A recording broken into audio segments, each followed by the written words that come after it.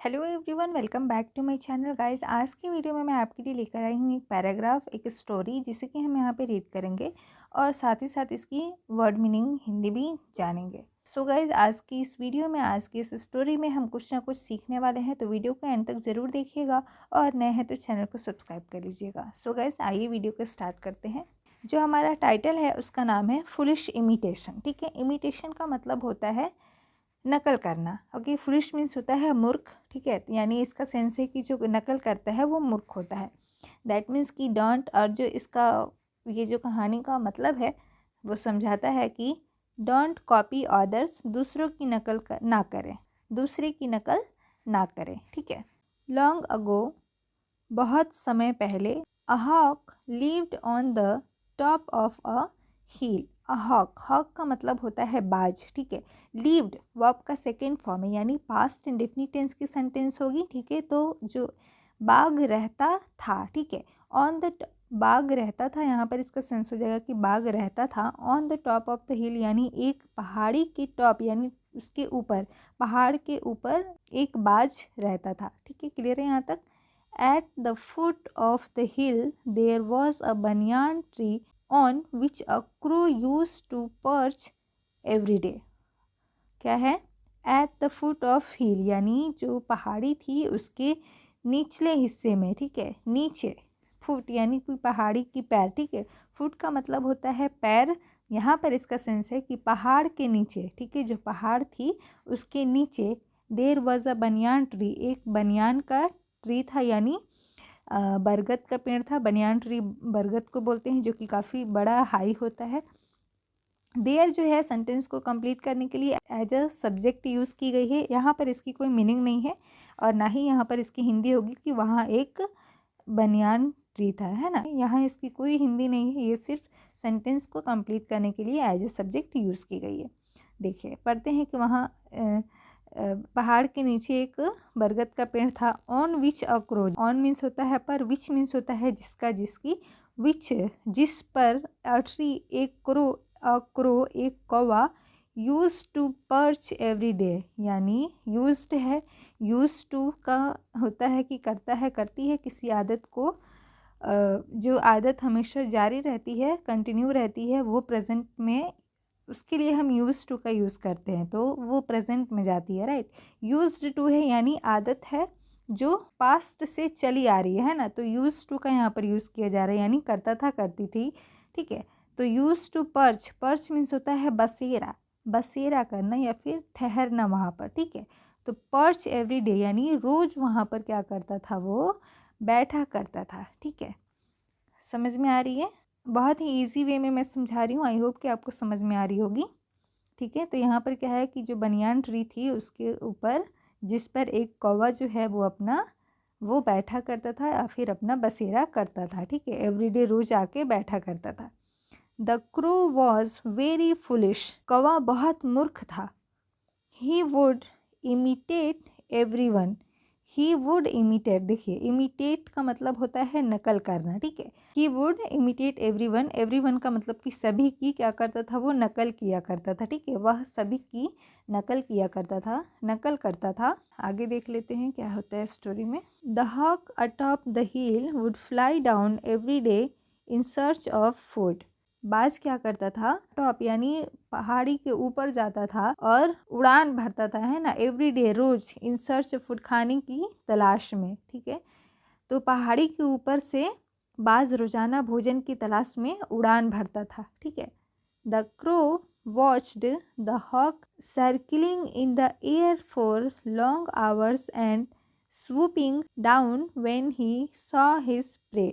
देखिए, the crow watch, जो कौवा था वो देखता था, पास्ट इंडेफिनिट टेंस की सेंटेंस है यहाँ पर, क्योंकि वॉच में ईडी लगा हुआ है, ये वर्ब का सेकेंड फॉर्म है। ठीक है, तो कौवा देखता था, द हॉक सर्किलिंग, जो बाज था वो गोल गोल घूमता था। ठीक है, गोल गोल घूमता था, इन द एयर, हवा में, फॉर लॉन्ग आवर्स, लंबे समय तक। ठीक है, घंटों, लंबे समय तक हवा में गोल गोल घूमता था।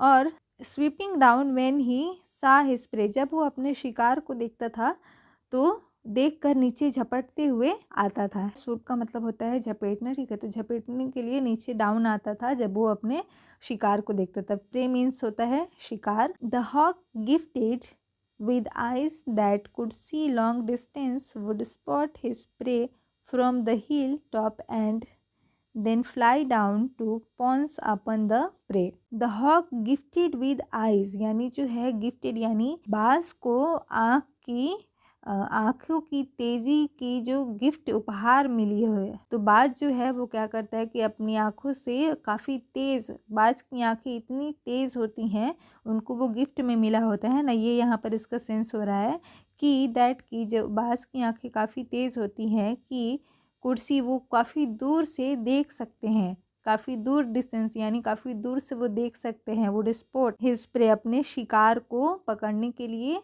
फ्रॉम द हिल टॉप पहाड़ के ऊपर से एंड देन फ्लाई डाउन और नीचे आते हैं, है ना, फ्लाई डाउन नीचे उड़कर आते हैं। To pounce upon the prey अपने शिकार को पकड़ने के लिए। The crow watched the hawk thinking जो कौवा है वो बाज की सोच को देखता था। और देखिए आगे क्या करता है, oh if the hawk can do that, मतलब कि वो बोलता है कि if the hawk can do that, जो बाज है यदि ये कर सकता है, अगर ये कर सकता है तो आई टू कैन, मैं भी कर सकता हूँ। टू का यहाँ पर सेंस है भी, ठीक है।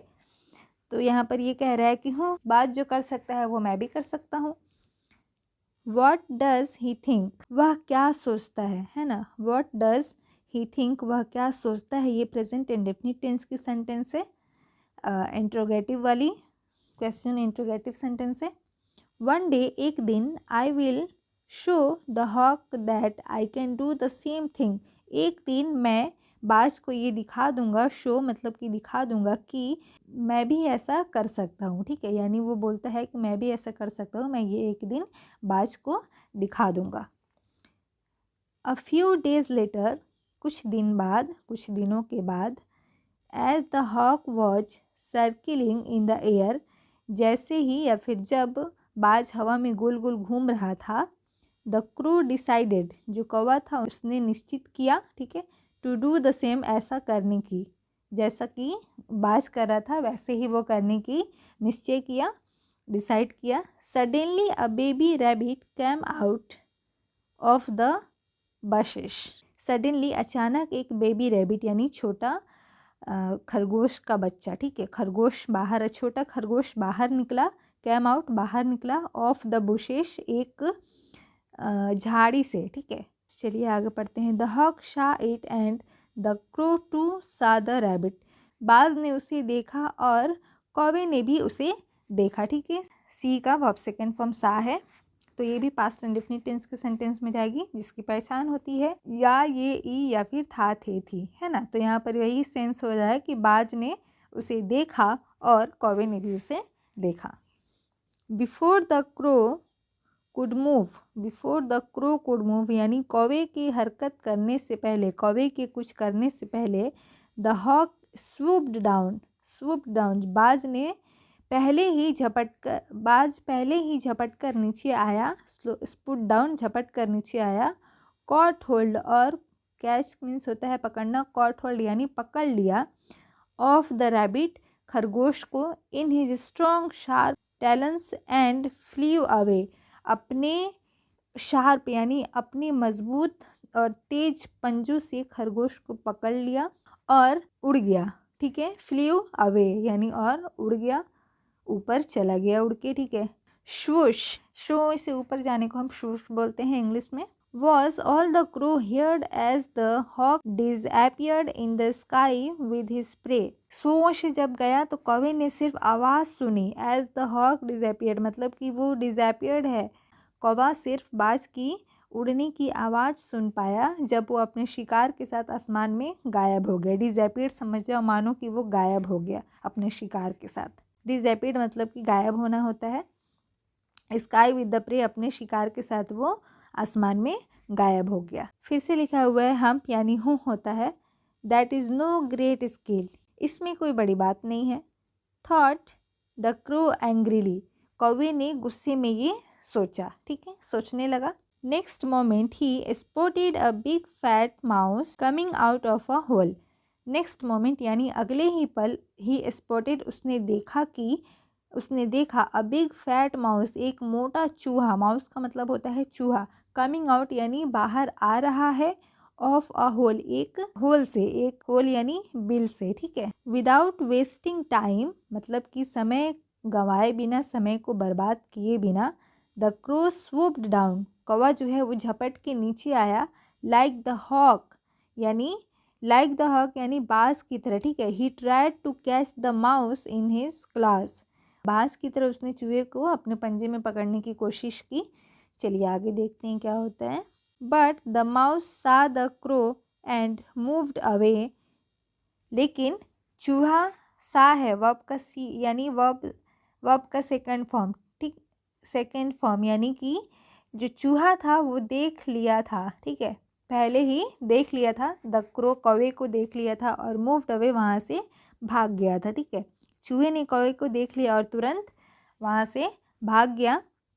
The crow crashed against the hill, crashed देखिए टकरा गया उससे, उसको चोट लगी, किससे, अगेंस्ट द हिल यानी कि पहाड़ से वो जाके टकरा गया, कौवा जो है पहाड़ से जाके टकरा गया।